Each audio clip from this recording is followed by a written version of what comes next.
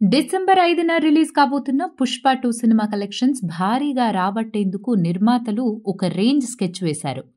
Pan India లెవెల్లో super buzz ఏర్పరచుకున్న Pushpa 2 cinema చూసేందుకు ప్రేక్షకులు ఆసక్తిగా ఎదురుచూస్తున్నారు. ఇప్పుడు ఎక్కడ చూసినా పుష్ప 2 మేనియా నడుస్తుంది. ఈ సినిమా విడుదలకు ఇంకా 7 రోజులు మాత్రమే మిగిలింది. ప్రమోషనల్ ఈవెంట్ల నుండి USA ప్రీ సేల్స్ వరకు పుష్ప 2 మూవీ రికార్డులు సృష్టిస్తుంది.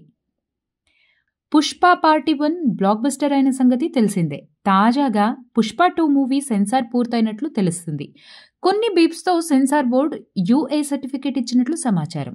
ఈ సినిమా రన్ టైం 3 గంటల 21 నిమిషాలు అని తెలుస్తుంది. ముఖ్యంగా ఈ మూవీలో పుష్ప శ్రీవల్లి మధ్య ఎమోషనల్ సీన్లు, జాతర ఎపిసోడ్, క్లైమాక్స్ ఫైట్లు అద్భుతంగా ఉన్నట్లు వార్తలు వినిపిస్తున్నాయి. ఈ సినిమా డిసెంబర్ 5న విడుదల కానుంది. పుష్ప 2 ఇండియా బుకింగ్లు నవంబర్ 30 నుండి ప్రారంభమవుతున్నాయి. పుష్పరాజ్ పాత్రలో అల్లు అర్జున్ మరోసారి అద్భుతమైన నటనను కనబరిచాడు.